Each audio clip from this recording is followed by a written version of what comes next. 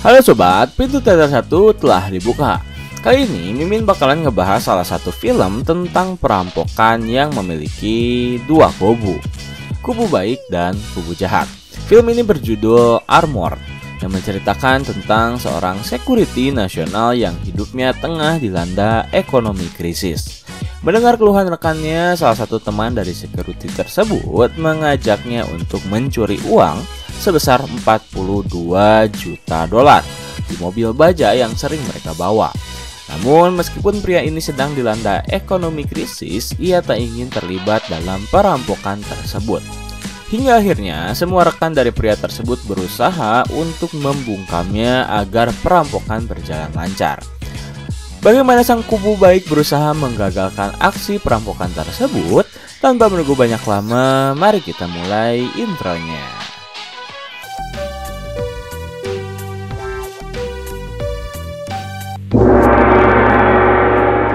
Scene dimulai dengan menampilkan seorang pria bernama Hackett yang baru saja terbangun di pagi hari untuk bekerja. Tak lupa ia membangunkan adiknya yang bernama Jimmy agar ia segera bersiap-siap dan pergi ke sekolah. Kemudian setelah Hackett bersiap-siap, ia menunggu jemputan dari rekannya yaitu Mike. Lalu mereka pun pergi ke kantor. Di sana rekan mereka bernama Baines mencoba untuk mencairkan suasana dengan berhayal jika seseorang akan mencoba mengganggu mereka. Karena kini mereka difasilitasi oleh sebuah senjata canggih yang bisa membunuh dalam sekejap. Palmer hanya bisa tertawa mendengar celotehan dari Baines. Setelah semua kru telah berkumpul dan bersiap-siap, pemimpin mereka lalu mengumpulkannya untuk melakukan pelatihan melindungi barang berharga. Di sana mereka menggunakan van untuk mengambil beberapa uang dari sebuah bank. Baines sebagai supir mengatakan jika ia melihat mobil van telah mengitari mereka 2 kali. Curiga bahwa itu adalah ancaman, tim pun dengan segera siap siaga untuk menjaga barang yang akan mereka bawa. Akhirnya Baines dengan cepat pergi. Namun saat mereka di tengah jalan sebuah terowongan, van yang Baines kendarai tiba-tiba mogok dan tak bisa bergerak. Mike dan Hackett pun semakin panik. Terlebih terdapat sebuah mobil yang menghampiri mereka. Hackett yang berjaga di belakang mengatakan jika sabuk pengamannya tak bisa dibuka. Tak lama kemudian, mobil yang mendekati van mereka mulai melakukan sebuah ancaman dengan menyimpan bom di kaca belakang van. Hackett yang tak bisa bergerak hanya bisa pasrah ketika bom perlahan menghitung mundur dan tiba-tiba bom pun meledak. Namun ternyata itu hanyalah sebuah ospek dari para senior Hackett. Bom yang dipasang bukanlah bom asli, itu hanyalah sebuah rakitan yang terdiri dari beberapa petasan. Setelah berhasil mengerjai Hackett, mereka semua tertawa karena melihat raut wajah dari Hackett yang panik. Karena kini Hackett resmi menjadi bagian dari Eagle Shield Security. Mereka pun mengadakan pesta minuman di sebuah bar. Di sana mereka memuji Hackett karena rela bekerja demi menghidupi adik satu-satunya yang ia miliki. Setelah itu mereka semua bermain biliar sembari bercerita tentang beberapa kasus yang pernah menggemparkan Eagle Shield. Salah satunya adalah perampokan. Queen, salah satu dari mereka, menceritakan jika dahulu terdapat 5 security yang pernah dirampok ketika membawa uang sebesar 4 miliar dolar. 4 diantaranya terpanggang begitu saja di dalam mobil, sementara 1 anggota berhasil selamat dan membunuh seluruh perampok. Mendengar cerita tersebut, seluruh kru terdiam. Queen mengatakan itu adalah satu-satunya perampokan yang paling mengerikan yang pernah dialami oleh para kru Eagle Shield. Malam pun berlalu, satu persatu dari kru mulai pulang, termasuk Hackett yang diantar oleh Mike. Di sepanjang jalan, Mike meminta maaf jika apa yang ia lakukan untuk mengerjai Hackett dianggap keterlaluan. Namun Hackett menanggapinya dengan santai dan sudah hal biasa bagi dirinya. Lalu akhirnya Hackett pun pulang. Setibanya di rumah, ia melihat adiknya Jimmy sedang menyorat-nyoret dapur mereka dengan karya seni yang ia buat. Hackett pun tentu marah karena itu bukanlah tempat yang semestinya. Kemudian Hackett bertanya tentang piloks milik Jimmy. Karena menurutnya ia tahu dirinya tak pernah memberikan uang pada Jimmy untuk membeli piloks. Ia pun menuduh adiknya mencuri di sebuah toko. Tetapi Jimmy mengatakan ia hanya mengambil peralatan milik sekolahnya. Lega karena adiknya tak mencuri, ia pun langsung membawakan Jimmy makanan. Dan keesokan harinya Hackett harus kembali bekerja. Di pagi hari, saat semua personil dikumpulkan, pemimpin Eagle Seal memberitahu bahwa mereka akan membawa muatan prioritas dari bank, yaitu uang sebesar 42 juta dolar. Hal itu membuat pemimpin dari mereka meminta timnya untuk tetap waspada dan berhati-hati. Akhirnya Mike dan Hackett pun ditugaskan untuk melakukan simulasi terhadap paket berisi uang itu. Mereka berdua dengan perlahan memasukkan satu persatu paket dalam van. Di dalam bank, Hackett mengatakan jika bank inilah yang berusaha menyita rumahnya. Selesai mereka melalui simulasi seperti biasa, Mike mengantar Hackett untuk pulang. Tetapi pada malam itu, mereka berhenti sejenak di toko hotdog untuk memesan beberapa menu makanan. Lalu setelah itu, Mike mulai berbincang tentang masalah ekonomi yang Hackett miliki. Mike mengatakan bahwa Hackett dan Jimmy akan selalu ia anggap menjadi keluarganya. Maka dari itu, ia berniat untuk menolong mereka berdua keluar dari masalah tersebut. Mike kemudian menjelaskan jika esok adalah hari di mana mereka akan membawa uang sungguhan di bank. Dan itu hanya terjadi setahun 2 kali. Uang sebesar 42 juta sangat menggiurkan bagi siapapun yang membawanya. Lantas kenapa tidak mereka merampok uang tersebut dan melenyapkan seluruh buktinya? Mendengar hal tersebut, Hackett langsung terkejut. Ia tak menyangka Mike memiliki pemikiran seperti itu. Namun Mike menegaskan bahwa semua akan aman. Takkan ada yang terluka di perampokan tersebut dan ia menjamin perampokan akan berjalan dengan baik. Ia pun memberi Hackett waktu untuk memikirkan hal itu. Hackett yang tentunya sedikit tergiur hanya bisa terdiam. Ia lalu memutuskan untuk pulang berjalan kaki agar bisa merasakan udara segar untuk berpikir mengenai tawaran dari Mike. Di malam itu Hackett benar-benar tak bisa tertidur memikirkan tawaran dari rekannya. Di satu sisi ia sangat membutuhkan uang untuk membayar hutang kepada bank. Tetapi di satu sisi juga ia tak ingin melakukan hal itu karena dirinya baru saja diterima menjadi bagian dari Eagle Seal. Keesokan harinya Hackett pun kembali bekerja. Di hari itu setelah ia cukup lama memikirkan tawaran dari Mike, Hackett memutuskan untuk ikut bersamanya dalam aksi perampokan hari ini. Dengan catatan, ia tak ingin ada satupun orang yang harus terluka. Akhirnya Mike pun berjanji jika takkan ada yang terluka di perampokan ini. Semua kru telah bersiap. Mike, Hackett, Quinn, Baines, Palmer, dan Dobbs telah bersiap di pekerjaan yang harus mereka lakukan masing-masing. Lalu mereka pun pergi ke bank dan membawa uang sebesar 42 juta tersebut untuk dipindahkan ke tempat lain. Perampokan ini cukup mudah karena takkan ada yang mencurigai pergerakan mereka. Mike dan Hackett begitu mudahnya memindahkan uang 42 juta dolar ke dalam van. Lalu mereka pergi. Saat di tengah jalan, tim wajib melapor kepada atasan terkait posisi mereka dan kondisi jalanan. Hackett yang kebetulan saat itu bertugas dengan ragu-ragu mengatakan jika mereka sedang berada dalam kode 5 yaitu aman. Semua berjalan dengan baik dan tak ada hambatan. Operator pun menerima informasi dari Hackett dan baik. Lalu laporan berikutnya akan datang dalam waktu 58 menit setelah tim berhasil melapor dan pemimpin mereka percaya. Tim pun mulai memutar arah mobil yang seharusnya menjadi tujuan mereka. Namun mobil justru mengarah ke sebuah gudang tua tak terpakai. Sesampainya di sana mereka dengan cepat memindahkan seluruh uang sejumlah 42 juta dolar ke tempat lain. Kemudian Mike meminta rekan-rekannya untuk segera membuat skenario jika mobil tengah diculik oleh beberapa kelompok perampok. Terlihat Palmer yang sangat bersemangat mencium bau uang baru yang bisa membuatnya kaya. Namun saat semua uang telah dipindahkan, Quinn mulai merasa ada yang janggal, yang ia merasakan kehadiran seseorang selain mereka. Dan benar saja, tim melihat seorang gelandangan yang melihat secara langsung kejadian perampokan tersebut. Takut gelandangan itu akan melapor kepada polisi, akhirnya tim mulai berburu gelandangan tersebut. Sebenarnya mereka berhasil menangkap gelandangan tersebut dengan mudah. Namun saat Hackett berniat untuk membawa gelandangan itu pergi dari gudang, Mike memikirkan hal lain. Ia berpikir jika mereka membiarkan gelandangan itu pergi, maka mungkin saja gelandangan tersebut akan tetap melapor. Terlebih ia telah mengetahui wajah dari seluruh kru. Akhirnya saat Hackett sedang menggotong gelandangan tersebut pergi, Mike tiba-tiba mengeluarkan pistol dan menembak gelandangan tersebut hingga tewas. Saat kejadian itu, Hackett langsung berubah haluan dan berubah pikiran karena kesepakatan antara dirinya dengan Mike telah dilanggar.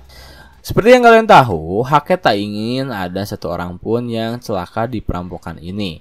Namun hal itu dilanggar oleh Mike yang menembak seorang gelandangan. Akhirnya Hackett pun memberontak, namun ia paham dirinya kalah jumlah. Sehingga saat rekan-rekannya berbondong-bondong mencoba menangkap Hackett, ia memutuskan untuk masuk ke salah satu van dan berusaha untuk kabur. Akhirnya terjadilah aksi kejar-kejaran, di mana Hackett dikejar oleh Mike yang juga mengendarai van untuk menghentikan pergerakan Hackett.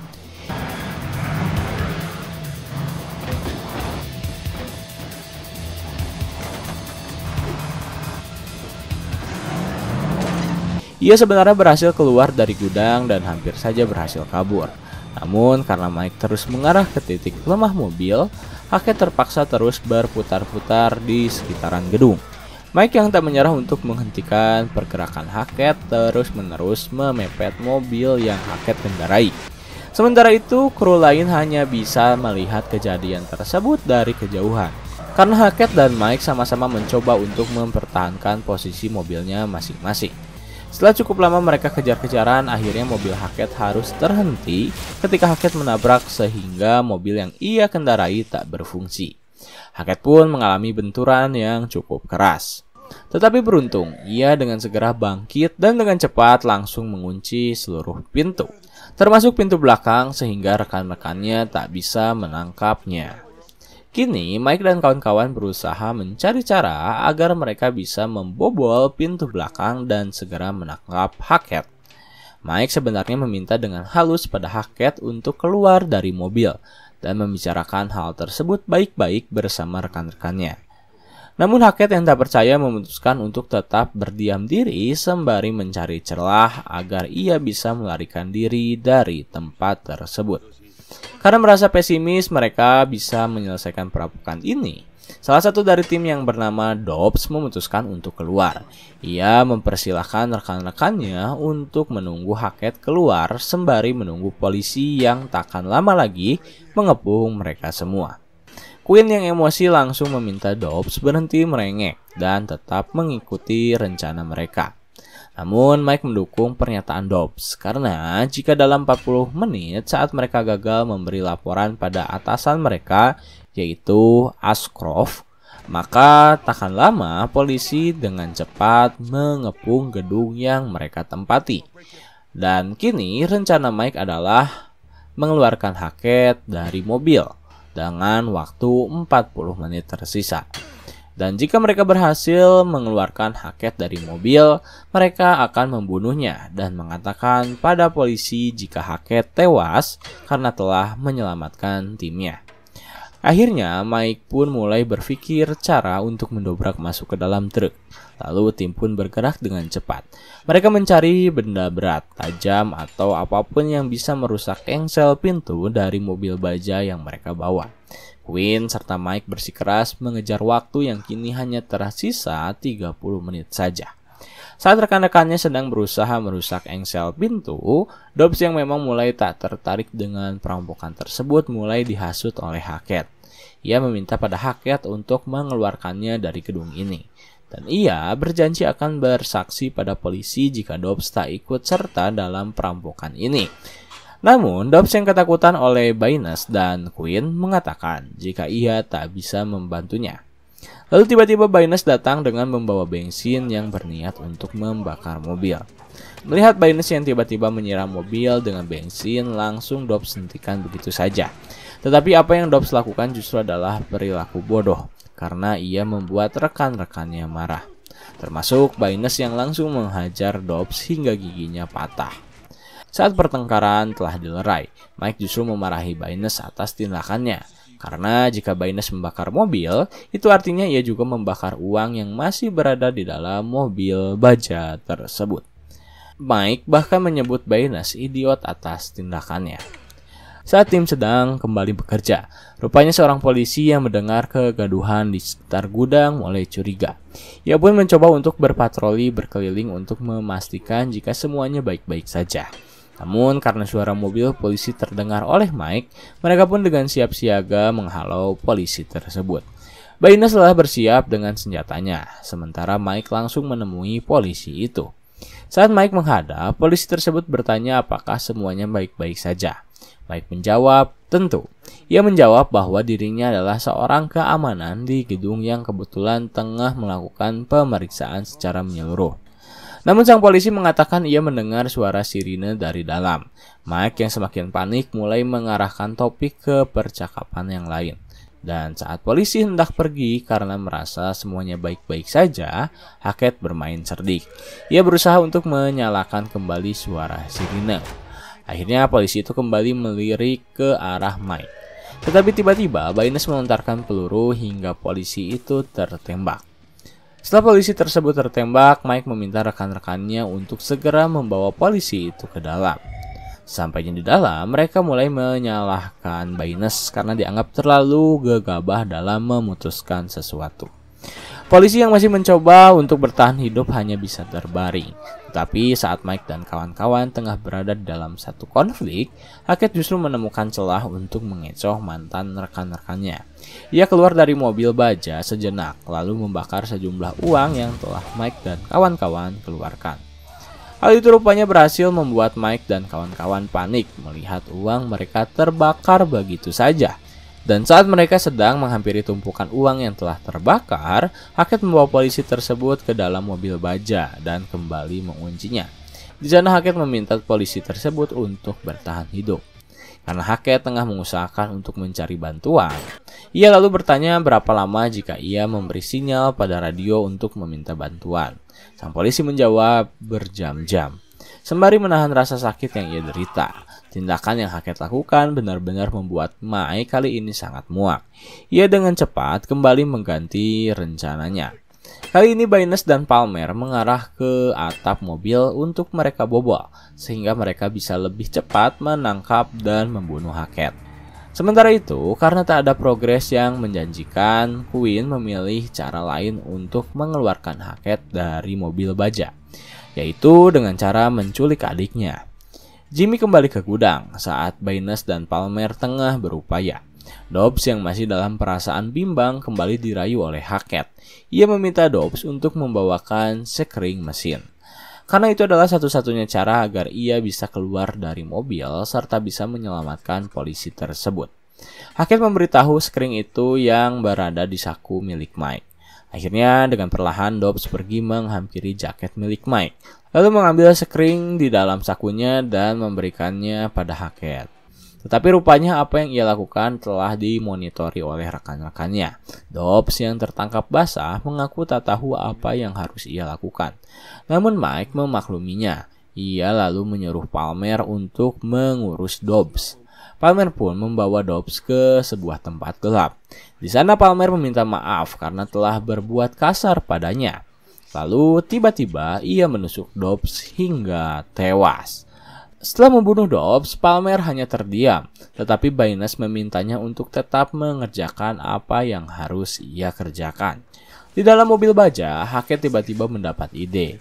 Ia mengambil uang sisa di dalam dan memberinya lem.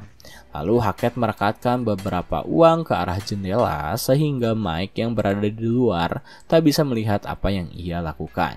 Setelah berhasil menutup seluruh permukaan kaca, Hackett langsung membuka permukaan bawah mobil baja.